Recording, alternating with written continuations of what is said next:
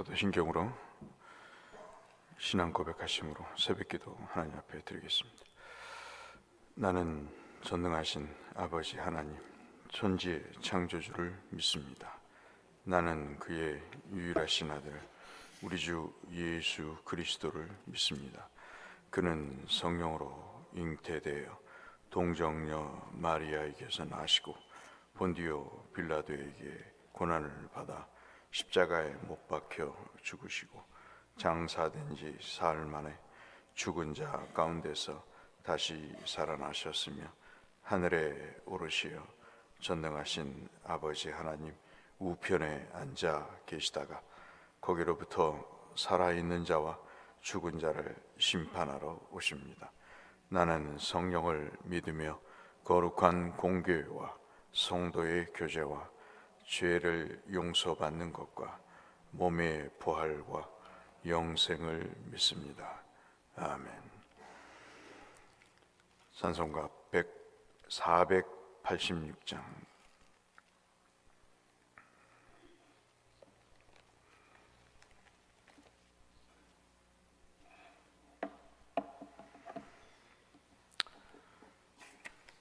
486장. 찬송하겠습니다. 이 세상에 근심된 일이 많고 참 평안을 몰랐구나. 내 주 예수 날 오라 부르시니 곧 평안히 쉬리로다. 주 예수의 구원의 은혜로다.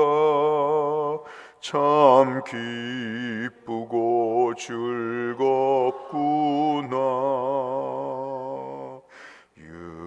은혜를 영원히 누리겠네.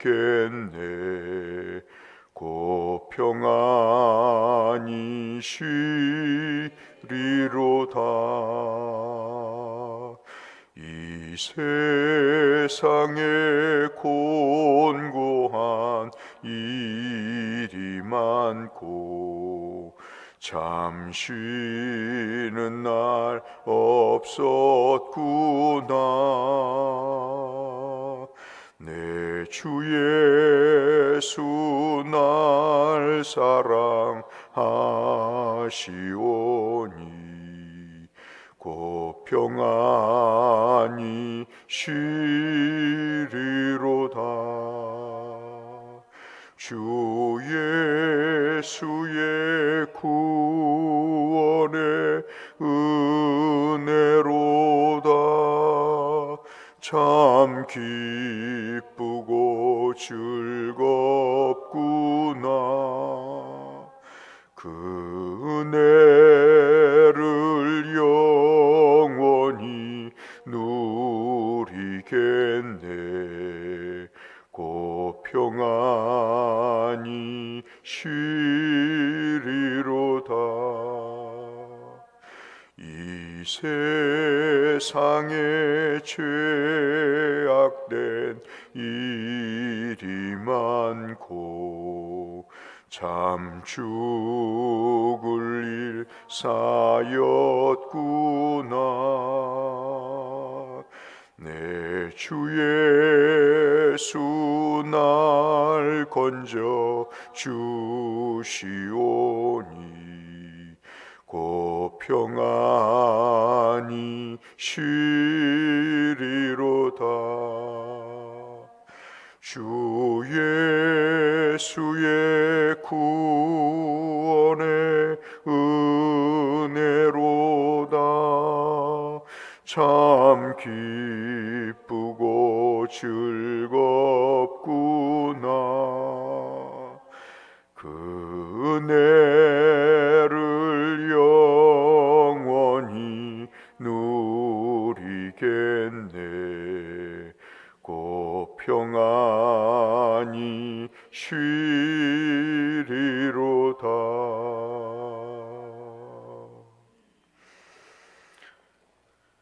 욥기 14장 말씀을 이 아침 보겠습니다.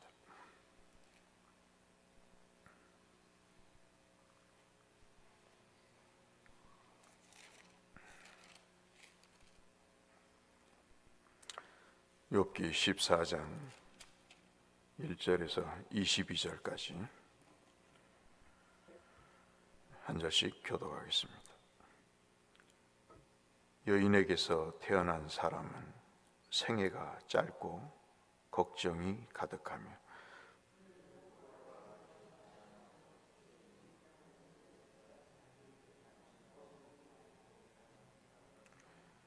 이와 같은 자를 주께서 눈여겨 보시나이까.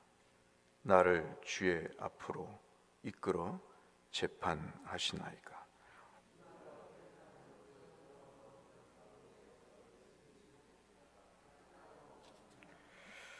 그의 날을 정하셨고 그의 달수도 주께 있으므로 그의 규례를 정하여 넘어가지 못하게 하셨사온즉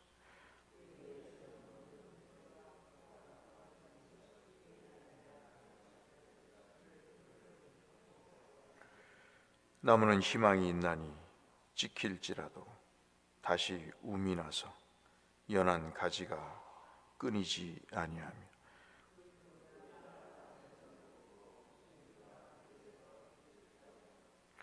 물 가운데 움이 돋고 가지가 뻗어서 새로 심은 곳과 같거니와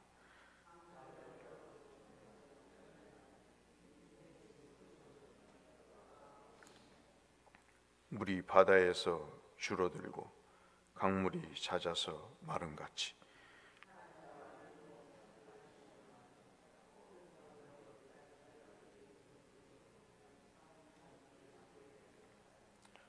주는 나를 수월에 감추시며 주의 진노를 돌이키실 때까지 나를 숨기시고 나를 위하여 규례를 정하시고 나를 기억하옵소서.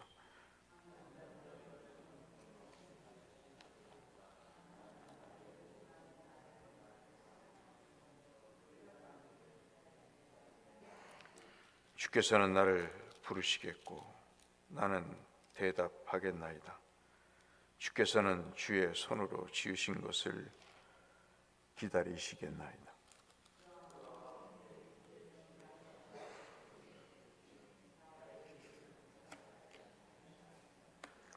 주는 내 허물을 주머니에 봉하시고 내 죄악을 짜매시나이다.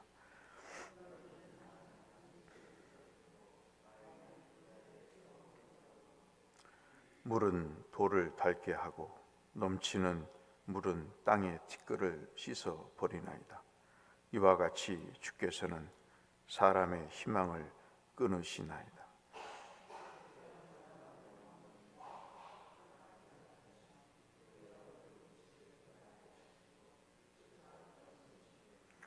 그의 아들들이 존귀하게 되어도 그가 알지 못하며 그들이 비천하게 되어도 그가 깨닫지 못하나이다.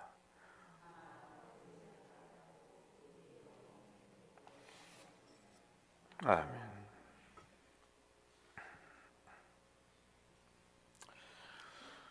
어제까지 우리는 욥이 고백하는 내용을 봤습니다. 하나님 밖에는 자기를 알아주실 분이 없다. 그렇게 말은 했지만 우리가 14장에서 읽은 내용처럼 그 욥은 깊은 낙심에서 헤어나오지 못하고 있는 상황을 우리가 볼 수 있습니다. 주께서 부르시면 가야지요 라는 그런 이야기입니다. 주께서 허물을 수집하시고 이것 때문에 너는 죽어야 되겠다라고 이야기한다면 그 부르심 앞에 가지 못할 인생이 어디 있겠는가 하면서 그 이야기를 지금 하고 있습니다.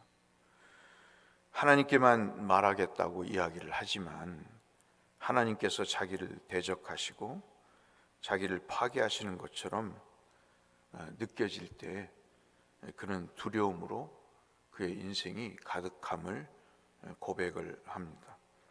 오늘도 보시면 곳곳에서 주께서 나를 죽이시는구나 하는 이야기를 하면서 나무도 도끼로 베어도 첫 넘어뜨려도 움이 나고 싹이 나서 그 뿌리에 의해서 다시 움이 돋고 새 가지가 나는데, 장정이라도 하나님이 부르시면 그 존재 자체가 없어지는구나, 그런 고백을 합니다.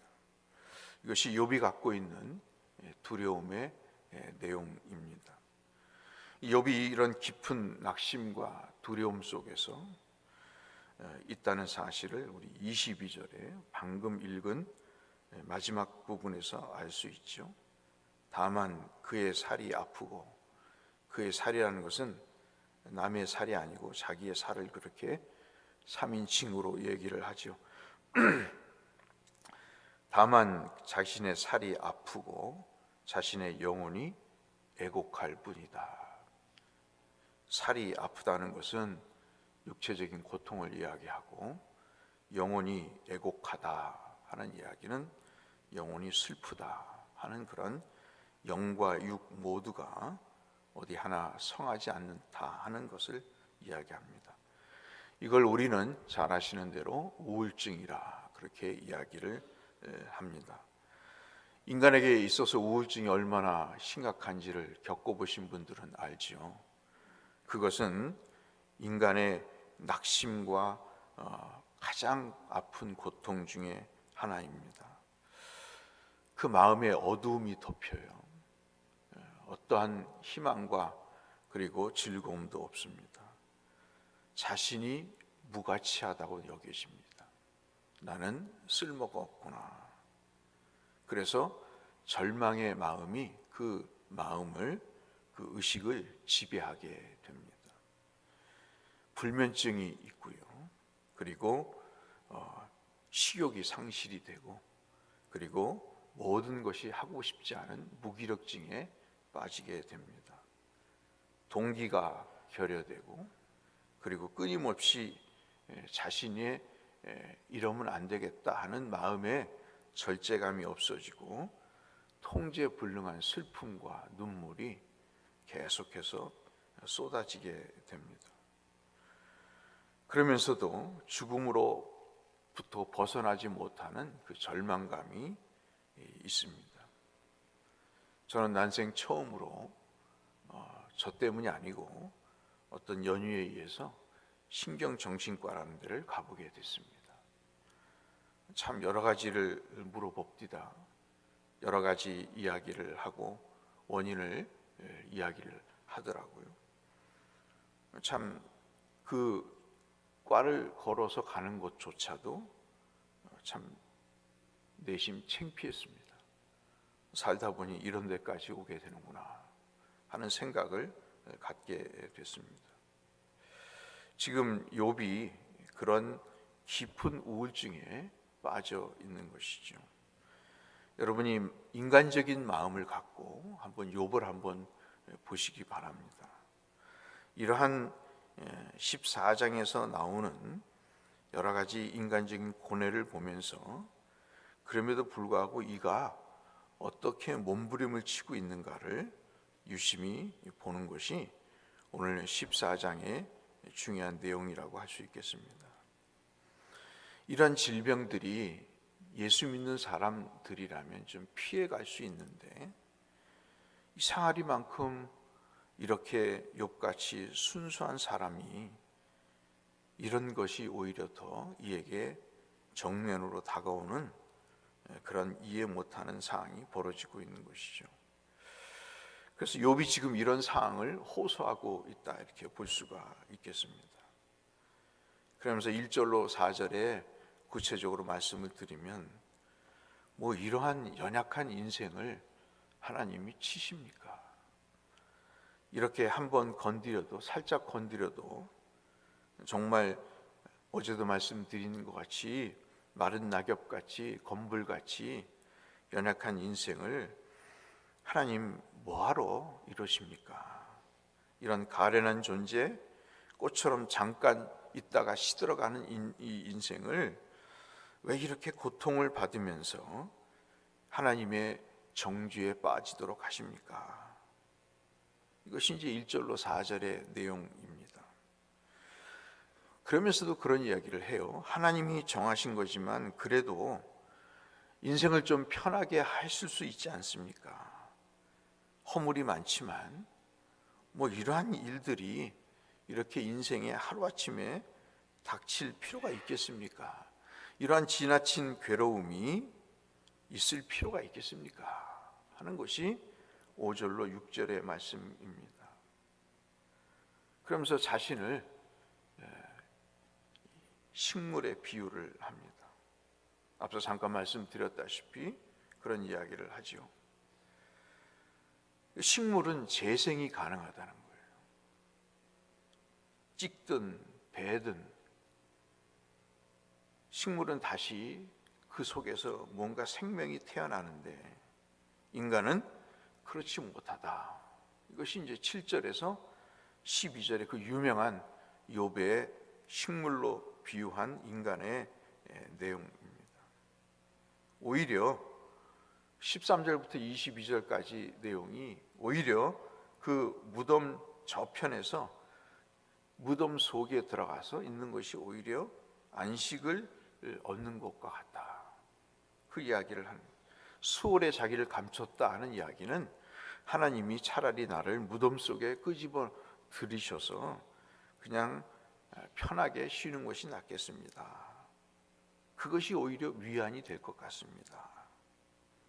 여러분 그런 말 자주 쓰잖아요. 죽지 못해 산다고. 그런 이야기를 합니다.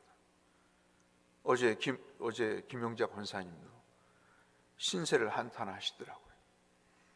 얼마나 인생이 공고했으면, 얼마나 인생의 짐을 내려놓기가 쉽지 않았으면 그 하나님과의 관계를 즐기시지 못하고 누리시지 못하고 고생만 하다가 그런 인생을 마무리하는 모습이 저도 한 인간으로서 목사 이전에 한 성도로서 한 번 살다 가는 인생에 하나님과의 관계를 누리지 못하는 것처럼 그렇게 비참한 인생이 어디 있을까 하는 생각을 가져봤습니다. 지금 욥이 그런 상황입니다. 그러면서 저는 오늘 여러분에게 마지막으로 15절에 이 욥의 내용을 말씀을 드리겠습니다. 이런 말씀드린 깊고 어두운 우울증 속에서도 그런 낙심 속에서도 사라지지 않는 불꽃 하나, 즉 소망의 불꽃 하나가 있습니다. 그것이 바로 15절의 내용입니다. 15절을 한번 같이 다시 한번 읽도록 하겠습니다. 함께 읽겠습니다. 주께서는 나를 부르시겠고 나는 대답하겠나이다. 주께서는 주의 손으로 지으신 것을 기다리시겠나이다. 참 이 말씀을 어제 묵상하는데 눈물이 나더라고요. 주님이 자기를 부르실 날이 올 것이라는 것. 부르신다는 것은 죽는다는 게 아니고 주께서 자기를 기다리신다는 것은 자기를 와서 심판하시겠다 그 얘기가 아니죠. 이 말은 하나님이 자신께서 손수 지으신 욥이라고 하는 자기, 그 자기를 보면서 기뻐하실 날이 올 것이다. 너 참 잘 견뎠다. 너 참 어떻게 그렇게 힘든 과정을 겪었느냐. 참 묘하죠. 신앙을 살다 보면 기쁜 일도 있고 좋지 않은 일도 있잖아요. 자식을 키워도 참 보람 있는 때가 있고 그렇지 못한 때도 있는데, 묘한 것은 이 기쁜 일이 기쁨을 주는 것도 기쁨이지만, 참 말이 좀 이상합니까? 기쁜 일이 기쁨을 주는 그 기쁨도 있지만 아픔 속에서 주는 기쁨도 있는 거예요. 그 고통 중에서 이것을 잘 견뎠을 때 하나님이 위로하시고 상을 주시는 그러한 일도 있는 것입니다. 슬픔이 기쁨을 주고 고통이 소망이 되는 그런 때가 있는 것이죠. 사실 성경이 보면 그런 것 같아요. 기뻤기 때문에 항상 인생이 기쁘고 즐거운 것이 아니라 잘 견디고 참고 인내하며 소망을 가질 때 하나님이 잘했다고 칭찬하실 그때를 바라보며 사는 것이 삶이 아닌가 싶습니다. 왜냐하면 14장 1절부터 욥의 고백 속에 그 얘기가 나오지 않습니까? 여인에게서 태어난 사람은 생애가 짧다, 걱정이 가득하다. 사실 우리가 기쁘고 좋은 날이 얼마나 있어요, 인생에. 대부분이 말은 못하고 있지만 아픔 속에서 지내잖아요. 강건하면 70이다. 야곱 같은 경우에는 뭐라고 그럽니까? 험악한 인생이었다. 따지고 보면 즐거운 때는 그렇게 많지 않은 것 같습니다. 욥도 마찬가지였던 것 같아요. 근데 그가 그 상황 속에서도 하나님이 나를 보시고 그래 잘했다 욥, 그렇게 기뻐하실 그때를 하나님 기다리시는 것 같다. 다시 자기를 기뻐하실 그 기쁘게 받아주실 날이 오지 않을까. 확신은 하지 않은데요, 그런 날이 있지 않을까. 고난 전에, 아픔 전에 자기를 그렇게 예뻐하시고 자기의 믿음을 보고 기뻐하셨던 그날처럼 이 고통의 터널을 지나면 하나님이 나를 다시 기뻐해 주실 날이 올 것이다. 참 난 사람이죠. 제가 참 이 욥기를 학문적인 아닌 그냥 신앙인으로 접근할 때요, 저는 이 14장이 정수인 것 같아요. 이쯤 되면 모든 것이 포기될 만한데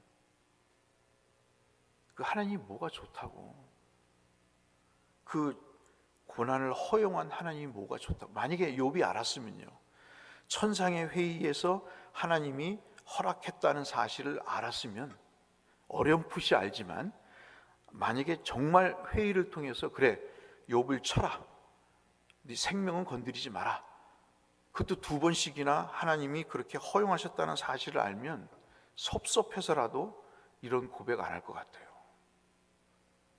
얼마나 섭섭하겠어요. 자기를 인생의 고생을 허용한 분이 사탄도 아닌 하나님이라는 사실을 알 때 얼마나 섭섭하겠어요. 요즘으로 말하면 교회 나오겠습니까? 예수 믿겠습니까? 안 믿죠. 욕하고 아마 불신앙의 길을 갔을 거예요. 근데 그 하나님이 뭐가 좋다고 나를 다시 예뻐하실 날이 올까? 그 얘기를 하고 있는 것입니다. 그래서 우리가 오늘 말씀드리는 것은 우리의 믿음으로 우리의 삶을 사는 것 같지 않아요. 우리의 믿음으로 우리가 뭔가를 하나님을 붙들고 사는 게 아니라 하나님이 나를 붙들어 주시기 때문에, 하나님이 나를 믿어 주시기 때문에 내가 살고 있다는 것. 죄악이 많고 허물이 많아도 내가 하나님을 붙들어서 믿음의 길을 가는 것 같지만 천만의 말씀, 하나님이 나를 붙들어 주시기 때문에 살고 있다. 그 이야기를 욥이 하고 있는 것 같습니다. 낙심되실 때, 막막할 때 이 15절 말씀을 되새기시면서 오늘도 승리하시고 이 어려운 가운데서도 소망 중에 사시는 성도님들 되시기를 주의 이름으로 축원합니다. 걸어가신 아버지 하나님, 오늘 이 말씀 중에 15절을 기도 제목으로 삼고자 합니다. 주님이 은혜를 베푸사 이 믿음대로 살게 하여 주옵소서. 예수님 이름으로 기도 올리옵나이다. 아멘. 하늘에 계신 우리 아버지, 아버지의 이름을 거룩하게 하시며 아버지의 나라가 오게 하시며 아버지의 뜻이 하늘에서와 같이 땅에서도 이루어지게 하소서. 오늘 우리에게 일용할 양식을 주시고 우리가 우리에게 잘못한 사람을 용서하여 준 것 같이 우리 죄를 용서하여 주시고 우리를 시험에 빠지지 않게 하시고 악에서 구하소서. 나라와 권능과 영광이 영원히 아버지의 것입니다. 아멘.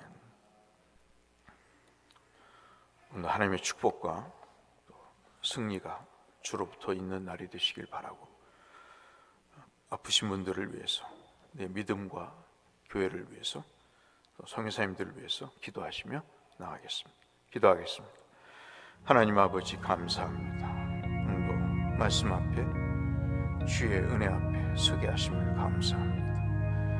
하나님, 깊은 우울증과 심한 절망 가운데서도 이 시기를 지나면 하나님이 나를 기쁘시게 받을 그 순간이 올까 하고 욥은 소망 가운데 하나님을 향한 끈을 놓지 않고 살았습니다.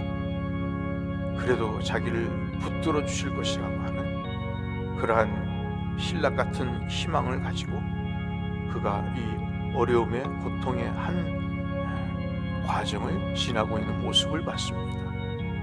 우리의 믿음의 고백이 되게 하시고 어려움을 이기는 우리의 삶의 적용의 원리가 되게 하여 주시고 우리 모든 성도들에게 그 은혜를 주께서 베풀어 주시옵소서.